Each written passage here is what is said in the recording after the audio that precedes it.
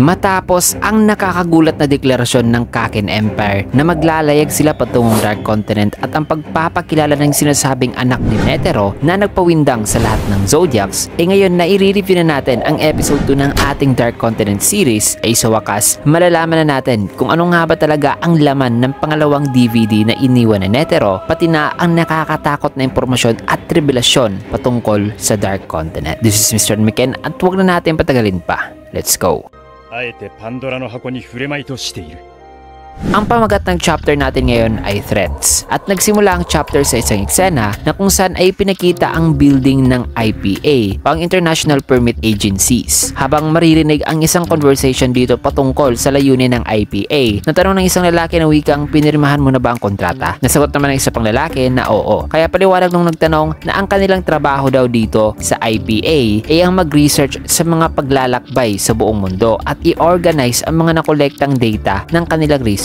At kasali din sa kanilang mga data na kinukuha ay ang tungkol sa political, panlipunan, biodiversity at climate, pati na nga ang risk at mga banta ay na-identify din nila. Sila rin ang responsable sa pagbibigay ng safety index ng isang bansa kung gaano ito ka-safety. Lahat ng yan ay ginagawa dito mismo sa IPA, na kung saan ay dito na ipinakita ang director ng IPA na ang siyang nagsalita at nagpaliwanag kanina sa layunin ng IPA, na ayon sa kanya habang kausap itong lalaki na si Steiner na ang special unit daw na kung saan naka-assign itong si Steiner ay may importante raw misyon o trabaho at yan ay ang i-manage ang mga paglalayag nitong lahat ng mga kontinente. Bagay na sagot naman ni Steiner ay aware naman daw siya. Kaya na may dito na siya tinanong ng IPA director na kung ano nga raw ang numero 1 rule para sa mga nagtatrabaho rito o sa mga taong na-assign sa trabaho gaya nitong kay Steiner. In which ay sagot naman ni Steiner na ang rule daw ay dapat na mahigpit nilang idaan sa screening ang lahat ng aplikante na maglalayag patungong New World, na kung saan ay idadaan nila ang mga aplikante sa matinding iba't ibang klase ng pag-uusisa at training process. At kung meron mang maging kwalipikado ay obligado rin daw sila na samahan ang mga to at gawin ang kanilang makakaya na i-maximize ang safety ng buong paglalayag. In which ay tanong naman ng director na sa madaling salita ay tugon naman ni Steiner na sa madaling salita ay wag na wag daw nilang hihintulutan ang kahit ni sino na pumunta sa New World. Ang screening process na yan mga kaibigan ay ang bagay na gustong iwasan ni Beyond Netero. Kaya paliwanag naman ni Steiner habang nasa loob ng isang elevator kasama itong director na kinakailangan daw talaga nilang panatiliin na nakatali ang mga kwalipikadong aplikante. Kung kaya't dito na nagpaliwanag ang director habang pinipindot ang button ng elevator na wikang pero may problema raw. Natanong naman ni Steiner na tungkol ba ito sa Kakin? Nasagot naman ng director na oo. Ginagawa lang daw nila ang kanilang mga gusto. Kasi hindi sila pumirma sa treaty o kasunduan ng V5. Dahilan na nagagawa raw nila ngayong i-bypass ang screening process gaya ng ginawa ni na Beyond na di na dumaan pa sa screening process na ipinaliwanag kanina ni Steiner mga kaibigan. So dagdag pa ng director na ngayon ang Kakin ay nagde-demand pa raw ng unlimited access sa kanilang paglalayag. At ang pinakamalaking problema pa raw dito ay ang kanilang paglalayag ay hindi para mag-sightseeing lamang, kundi ang paglalayag na ito ay may layunin na mang-colonize. Napaliwanag pa ng director na ang ayaw na ayaw pa naman daw talaga ng mga gatekeeper sa New World ay mga taong walang manners. Sabay pinakita rito ang isang misteryosong gate na nagre-refer sa gate na binabantayan ng sinasabing gatekeeper. At ang isa sa mga popular theory tungkol sa gatekeeper mga kaibigan ay ang theory na ang gatekeeper daw ay mula raw sa clan ni Kurapika na ang Kurta clan. One reason ay yung pattern daw ng gate na similar daw sa pattern na nakalagay din sa bote ng medicine ni Kurapika na nagsosuppress sa kanilang Scarlet Eyes noon. Anyways, matapos niyan ay dagdag pa ng director na kung mag-fail daw ang mangyaring negotiation sa paparating na summit o pagtitipon ng mga world leaders ay masasabi niyang magiging mahirap na para sa kanila na pigilan ang Kakin Empire sa kanilang gagawin. In which ay tanong naman ni Steiner na ano na raw mangyayari kung di nila mapipigilan ang Kakin. Nasagot naman ng director na Pandora's Box daw, na ang takip na dapat ay nakasarado sana ay mabubuksan daw. Ang Pandora's Box ay isang metaphor na nangangahulugan lamang na wag buksan o galawin ang isang bagay na maaaring magbibigay ng kamalasan o maraming problema. Kung kaya't dito naman napangiti si Steiner na wikang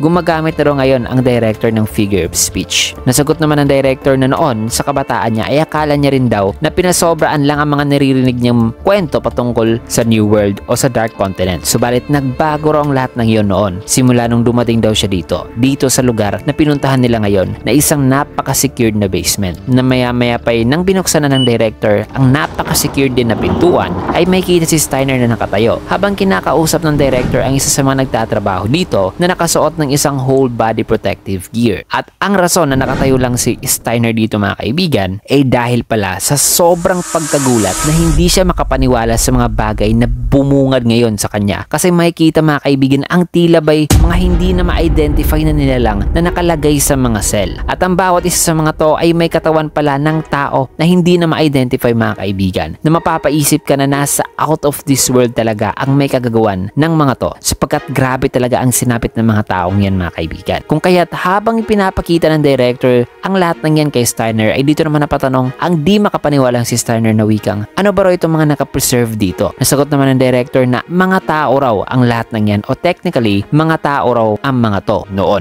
Maya-maya pa may kinuha naman ang director sa isang vault habang nagsasalita na wikang ang libro na tinatawag na Journey to the New World na ipinablish daan-daan taon nang nakalipas na napagkamalan pa noong isang libro na isinulat ng isang baliw na ikinategorize pa na isang fiction ang libro ngayon ay isang libro na matatawag na isang legendary book. At dito ay may ibinigay namang libro ang director kay Steiner sabay sabing ang una mong trabaho ay ang basahin ang bawat salita na nakasulat dito. Ang librong to ay isang kopya lamang ng librong Journey to the New World kaya pwede raw maglagay si Steiner ng notes sa libro mismo. Kaya tanong naman ni Steiner na ano raw ang laman ng librong to. Inulit siya sagot naman ng director na ang laman niyan ay ang mga kapalit o bayad na ibinigay sa sangkatauhan dahil sa pagpunta sa New World. At ang mga tinutukoy niyang bayad o consequences ay nangyayari pa rin daw hanggang sa ngayon mga kaibigan dito sa kanilang kilalang mundo. Kaya nagpang paliwanag ng director na wikang nakita mo mga maraming bilang ng mga katawan dyan na parang pinagpipiga na tuwalya, di ba? Ang libro daw na Journey to the New World ay may record din daw na nakasulat patungkol sa mga taong katawan na parang naging tuwalya ring pinagpipiga. Pero itong mga nakikita raw ni Steiner ngayon ay hindi raw nangyari o hindi nila na-retrieve mula sa Dark Continent gaya ng nakasulat sa libro. Sa halip ang katawan na yan ay nanggaling daw o nangyari mismo dito sa kanilang kilalang mundo. Kaya tanong naman ni Steiner kung ang mga biktima ba ay may record ba raw sa pagpunta sa New World. Nasagot naman ng director na wala raw. At yan daw ang isa sa mga problema dito. Ayon kasi ng iba, nakagagawan daw ito ng mafia. Since na may connection daw ang mga biktimang yan sa mafia. Pero ang testimony sa mga nakawitness nito ay salungat sa mga sinasabi ng iba. Kasi bukod sa nireject ng mga nakawitness ang theory na ang mafia ang may gawa nito, ayon kasi sa mga nakawitness na nangyari daw ang insidente in an instant talaga na sa isang iglap ay bigla na lang naging ganito ang mga taong yan sa kanilang harapan mismo. At among daw sa mga witness sa pangyayari ay ang mga doktor daw, guro, pastor at mga pulis. Na base sa mga witness na yan mas mabuti pa nga lang daw na nakadroga ang mga to. Na sana ay ganun na lang daw sana ang case ayon ng director. Pero as we can see ay totoong totoo ang sinabi ng mga witness. Kaya habang papaalis na sila sabi naman ng director na kailangan daw ni Steiner na basahin ang libro at mag-submit ng report next week. Kailangan daw ni Steiner na i-identify ang risk sa iba't ibang anggulo patungkol sa pagpunta sa New World. Na habang nagsasalita pang director maya-maya pa bigla na may kamay na humampas sa isang glass dito sa gilid ni Steiner. Na naging gulat ni Steiner nang makikita ang lalaking nakakulong na nakatutok lamang sa kanya. Kaya habang gulat na gulat itong si Steiner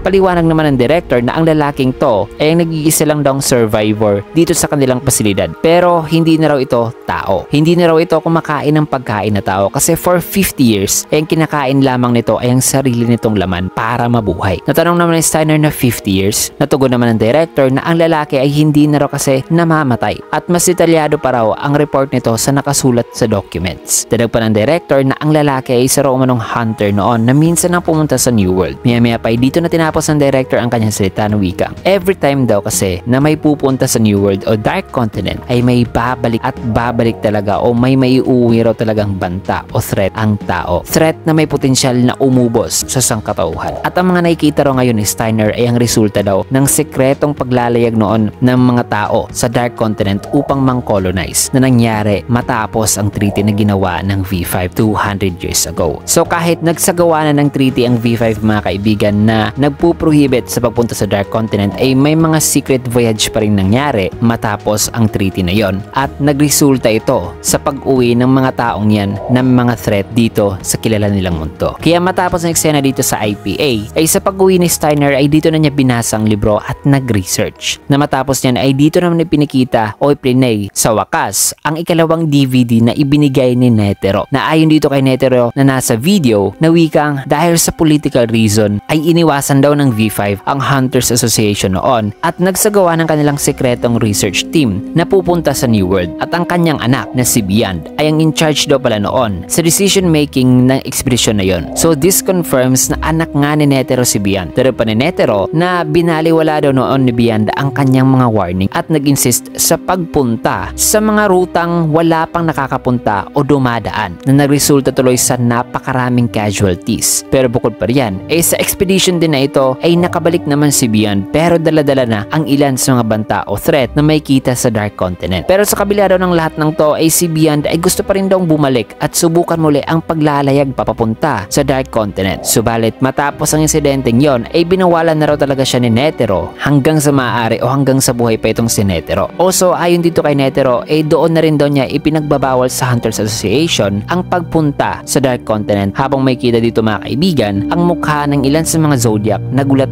sa mga sinasabi ngayon ni Netero. Kaya dagdag pa rito ni Netero na nung sa kabataan daw niya minsan na rin daw siya noong nakapunta sa Dark Continent ng 2 beses na pala. Subalit ang lakas daw na matatagpuan doon ay hindi raw ang lakas na kanyang hinahanap dahil ang gusto raw niya ay ang isang kalaban. Hinahanap niya ang lakas sa isang individual na ang kahinatnan ng laban ay either ang pagkapanalo o pagkatalo. Pero sa New World raw kasi ay ang magiging kalaban mo ay ang Mother Nature daw talaga mismo. Isang laban na ang pagkapanalo ay hindi talaga nag-i-exist. At ang lakas daw na hinahanap ng kanyang anak ay pambihira daw talaga o ibang klase. Na ang determinasyon daw ngayon ni Beyond Netero sa pagkuha sa lakas ng yon ay ang siyang kinakailangan din daw sa pag-explore sa lugar na yon. Na ayon kay Netero ay masasabi niya na mas sweet pa raw talaga si Beyond na maging hunter kaysa sa kanya dahil sa mindset na yan mga kaibigan o sa determination nitong pumunta sa Dark Continent. Kaya ngayon ang katanungan raw sa sitwasyon na ito ay sasagutin na raw niya at ang kanyang sagot ay gusto raw pala niyang magtagumpay itong mga Zodiac na ma-explore ang Dark Continent bago ang kanyang anak na si Beyond Netero. So gusto ni Netero mga kaibigan na mauna itong mga Zodiac na makapag-explore sa Dark Continent bago pa ang kanyang sariling anak mismo. Bagay na lubos na ikinabigla ng mga Zodiacs. Kaya pa ni Netero na kailangan daw ng mga Zodiacs na i-overcome ang mga panganib na nasa Dark Continent at makabalik na may daladalang pag-asa. At ang difficulty rating daw sa mission na ito ay isang A raw talaga. Subalit paliwanag pa ni Netero na hindi raw ito isang order kundi isa lamang daw request. Na ang request na ito na isa lang daw sa kanyang selfish desire. At ang kanyang selfish desire na yan mga kaibigan ay ang kanyang kagustuhan na ang Hunters Association ay ang maging pioneer talaga sa pag-hunt sa mga misteryoso at delikadong bagay. At ang reward daw sa mission na to ay grabe daw talaga. Pero mas grabe naman daw ang risk na kaakibat nito na magpapapunta talaga sa entire Hunters Association sa isang napakalaking dilema. Maya-maya pa dito na tinapos si Netero ang kanyang salita na wikang pero ang request daw na ito ay hindi order. Isipin na lang daw nila ito bilang isang maiksi o maliit na pangarap ng isang patay na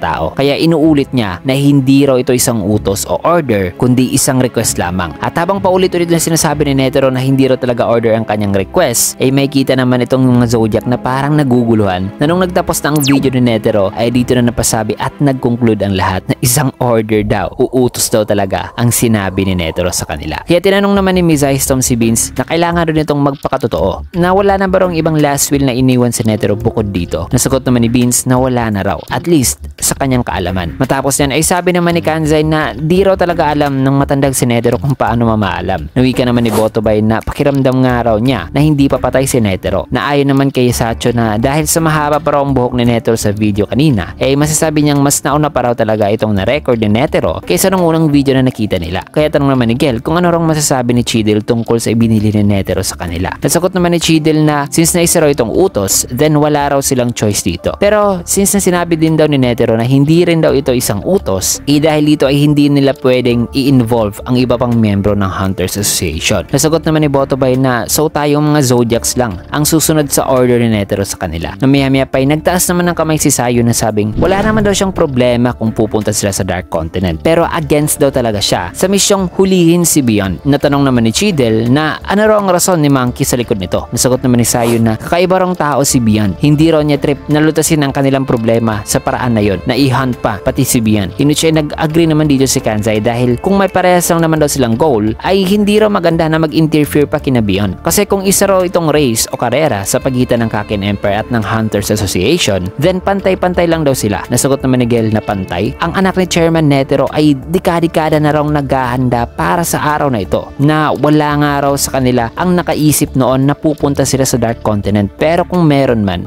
may isang tao raw tanga na sa kanyang isipan sa tingin niya matagal na raw nagpaplano o nagbigay ng interest na pumunta sa Dark Continent. At yan ay walang iba kundi si Jing Freaks, na may kita itong si Jing na papapunta na ngayon sa isang lugar. Nabalik dito kay Gel na wika niya na kung tutulungan daw sila ni Jing ay masabi raw niyang dun pantay na raw sila ng Kaken Empire. Pero umalis na raw kasi si Jing, at kahit na nandito rin daw si Jing kung sakali man, mas gugustuhin pa rin daw ni Jing na mag-isang kikilos. Kaya nag-conclude si Gel na hindi raw talaga fair ang karerang sinasabi ni Kanzai kasi mas ahead na raw si Beyond kesa sa kanila. In which paliwanag naman ni Botobay na ang pag-hunt kay Beyond magpapatuloy pa rin daw hanggat sa hindi raw ito sasalungat sa order ni Chairman Netero sa kanila. Kasi ang opinion daw ni Nasayo at Kanzai kanina ay nakabase lamang daw sa kanilang mga emosyon. In which sagot naman ni Bizystorm na hindi ba raw dapat nakilatisin o alamin muna nila kung ang V5 ay tama ba raw o mali sa kanilang misyong ibinigay na i-hunt si Beyond. Kung kaya't dito na nagkaroon ng kanya-kanyang opinion ng mga Zodiacs na whether papanig sila sa V5 o hindi. Pero problema rin kasi kung makikialam sila ng masyado kasi isang non-government organization ang Hunters Association. Kaya limitado lang ang kanilang pwedeng pakialaman in relation sa politics. At ang conversation na yan mga kaibigan ay medyo umiinit sa pagitan ni Bizystorm at Botobay. Kaya pinakalma sila ni Gel at sinabihan na gagawin lang nila ang misyon na hulihin si Beyond. Kung si Beyond ay magpapakita ng hindi pagsunod at kung magsisimula raw ito ng isang riot. Na habang nagkakaroon ng diskusyon ang Zodiacs mga kaibigan ay bigla namang tumunog ang telepono na agarang sinagot ni Vince, na sa kanyang pagsagot ay bigla siyang nagulat at kinabahan sa kanyang narinig. Nang maya-maya pa matapos ang eksenang yan ay biglang ipinakita ang isang tao na walang iba kundi ang taong laman ng diskusyon kanina nitong mga Zodiacs at ang taong tumawag kay Vince na si Beyond